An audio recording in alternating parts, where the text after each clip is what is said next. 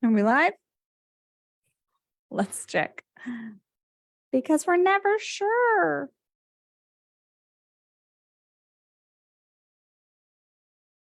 Let's see. I just want to make sure we're live. Okay, we're live. Okay, awesome. Welcome back, everybody. It is Wednesday, and on Wednesdays we are live, and we are here to talk about one of my favorite things, which is residential real estate.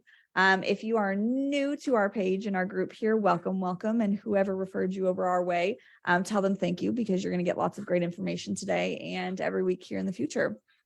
If you are new to the real estate market and you have not really started entering the market and you're just kind of getting your toes wet, feel free to go back to Homebuyer 101 and get some information about how to prepare for entering the market, or feel free to reach out to us directly.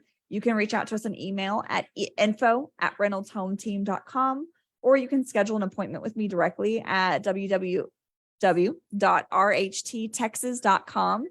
You can book an appointment. Just make sure to select my name or Billy or Stacy's name, whoever you want to speak with, and we can make sure we sit down with you and answer any questions you have before you get into the market. But for everybody else that has been here before, welcome. It is Wednesday. And today we are talking about property owners associations. What is a POA? What's in a POA? What am I paying for? How do I know what I'm paying for? And what to expect. So I'm excited. I hope you're excited. Get out a pen and paper, because we're going to go over a lot of information. I am going to try to keep this short, but you guys know, since I've started using this presentation tool, sometimes I can get talking and just keep going. So hang with me here. What we're going to do is we're going to first start with what's in a POA. And I want to first ask what you think of when you first see a POA. If you see or hear the word POA, what does that mean to you?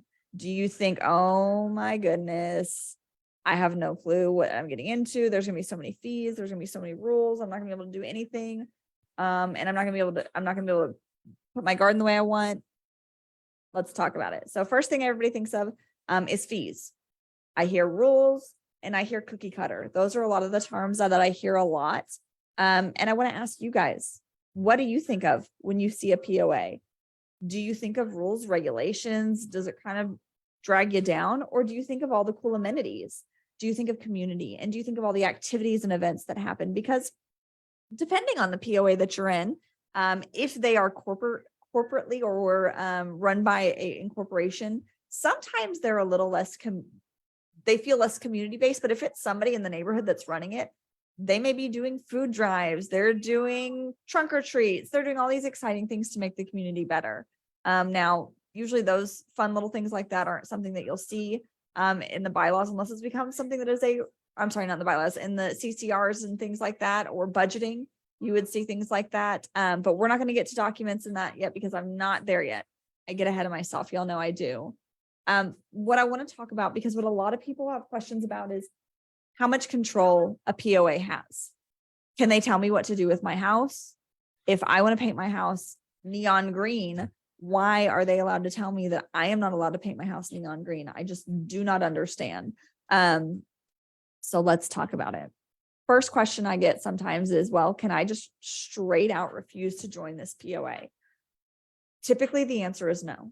There is the rare and elusive voluntary POA. I've seen a few, and sometimes they're voluntary, but highly encouraged by the rest of the neighborhood. So there is the rare voluntary POA, but typically expect them to be mandatory. And that's something that we can inform you of before we walk into a neighborhood. If you know that you don't want to be in a POA or HOA, some people call it HOA, but it's more formally known as a POA, a property owners association. So I lost my blurb there. Oops, sorry. But no, you cannot typically refuse. If you know that you don't like POAs, it's a discussion that we need to have up front, and then we can make sure to exclude POAs. We'll make sure that it's in your representation that you do not want to look at property owner associations or neighborhoods within a property owners association, whether it's cost, whether it's you don't like the rules, whatever it is, doesn't matter. If you don't want to look at it, we don't have to look at it. Do I have to pay the fees? Well, if you agree to buy a home in a neighborhood that has a POA, then yes, you do have to pay the fees. When you purchase the home, they're going to send you the resale certificate they're going to send you all of the information on the bylaws, those CCRs, all of this stuff. And when you agree to it, because you do have a window, there is an out, there are 44 outs within the contract in the buyer's favor. And that is one of the outs. The HOA is one of the outs. You get documentation that tells you the rules and the regulations. And when you agree to those rules and regulations, you are also agreeing to pay those fees. They will break that all down for you in your resale certificate and explain that to you. But yes, you do have to pay your fees. Every HOA is different. Some will do an annual fee. So you'll see when we bring you out there, sometimes depending on how it's listed in MLS, but typically what we'll do is we will have it very clearly written in there how much the HOA is. We always ask what those amenities are, but it will be very clear. It is $300 a year. It is $300 semi-annually. It is $300 quarterly. It is $30 a month, whatever that number is for that neighborhood. And I've seen very, very, I don't want to say cheap, but I've seen very lower amount HOAs that are, $20, $30 a month. And then I've seen some that are a couple $100 a month.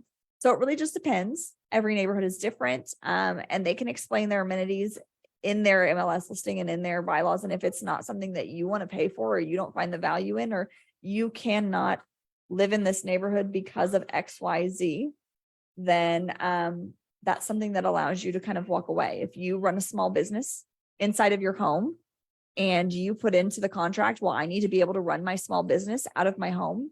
And if the HOA says no small businesses in the neighborhood run out of the home, well, that may move you out of that, I lost the word, availability for that home. Another thing a lot of people don't think about is, and it's very popular right now, chickens. People want to raise chickens. Some HOAs may not allow that. If you're big into cars, DIY projects, basically, if you know that your cars are going to be out in the street, out in the driveway, there are some HOAs that do not allow that. You can have a certain amount of cars. They must be parked in the driveway or in the garage. They may not be parked in the street. Things to be considering. RV trailers. If you have an RV or a boat, anything like that you like to keep on the property that maybe you don't have storage for somewhere else, these are things to consider, because if the HOA does not allow you to park your camper on your property and you have a camper that needs to be parked on your property, this neighborhood may not be a good fit for you. It may not be that HOAs are not a good fit. It may just be that this HOA or POA, I'm sorry, is not a good fit for you. Got me saying HOA now. So what happens if I break the rules? We almost skipped over that, and that is important. If you break the rules, the POA can add additional fees to your homeowner bill. If you do not pay those fees and dues, they can place a lien on the property. And if there is a lien on the property, they could, not saying it always happens, but they can foreclose on that lien. So that is something to consider. If you are on the fence about the POA and you're really not sure, and you kind of think that you don't really want to pay for this because you don't see the value in it, then that is fine, but this is not going to be the right neighborhood for you. So we want to make sure that we're addressing those things, because the last thing I want is for you to decide after the fact that you don't like the POA, you don't pay the fees, now they've put a lien on the property. So all in all, you cannot refuse to join if it is a mandatory POA, and you do have to pay the fees.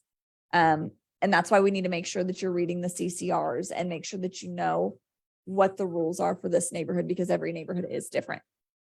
Awesome. Okay. My last section here is, what am I paying for and how do I know what I'm walking into?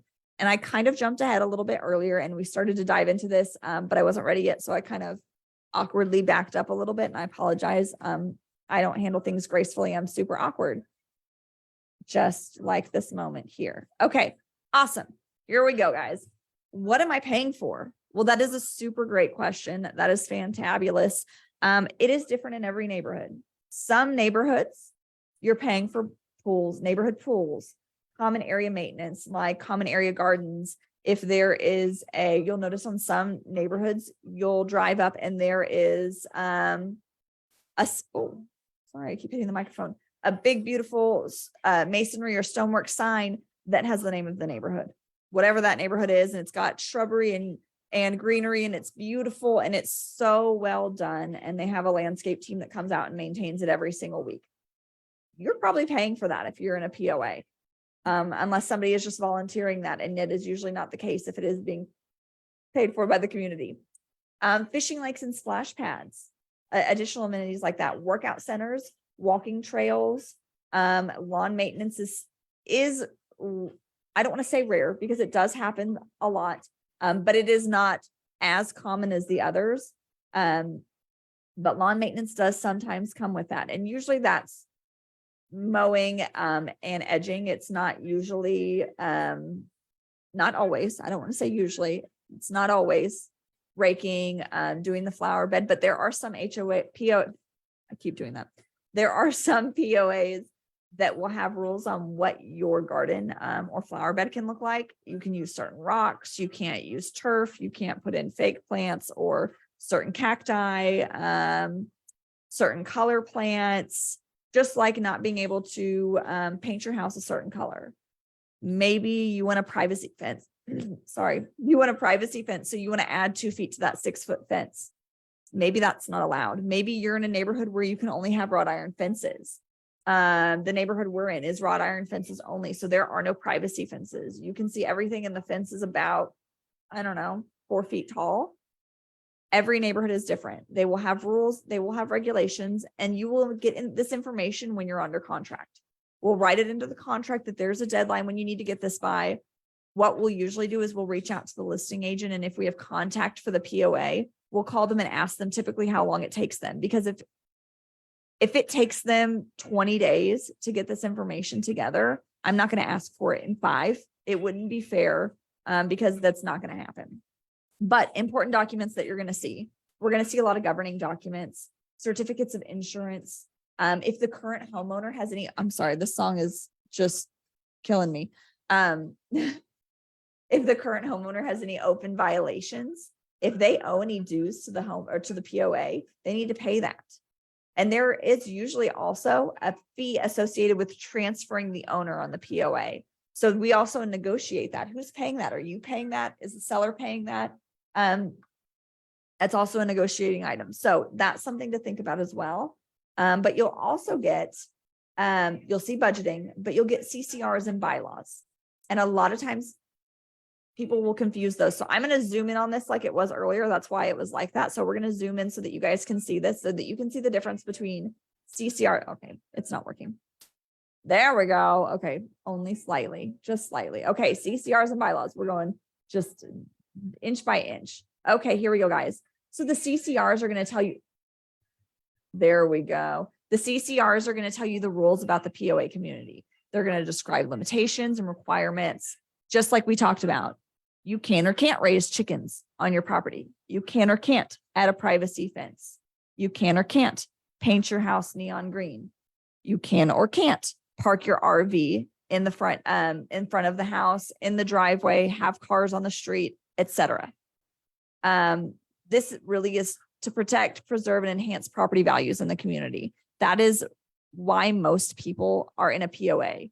It does enhance your property values. The neighborhoods are usually they have strict rules on how your gardens and homes, so they look very uniform. So it looks very clean and pretty, and it preserves and protects and enhances the property values. Bylaws are different. Bylaws explain to you how they govern the POA, where money goes, how it operates, and how they handle procedures. If legal actions need to be taken, if fees are due, this explains how they handle and govern the POA itself. So sometimes people get confused because they're like, well, what's the difference between CCRs and bylaws? They're both rules. Well, they kind of. The CCRs are the rules that tell you what you can and can't do and help you determine if this is the right neighborhood for you. Bylaws are going to tell you how they govern this neighborhood. Right. That's it. Let me check my notes. Okay. The only other things I want to just kind of touch base on one more time is make sure when you are looking and we're having conversations about what you're looking for, let us know. Are you pro HOA? Are you anti HOA? What is the motivation behind that, so that we can make sure that If it's not an HOA issue, maybe it was a specific scenario, that was an issue. But either way, we want to make sure ahead of time. So that is all I have for today. Thank you so much, guys. I love talking about real estate.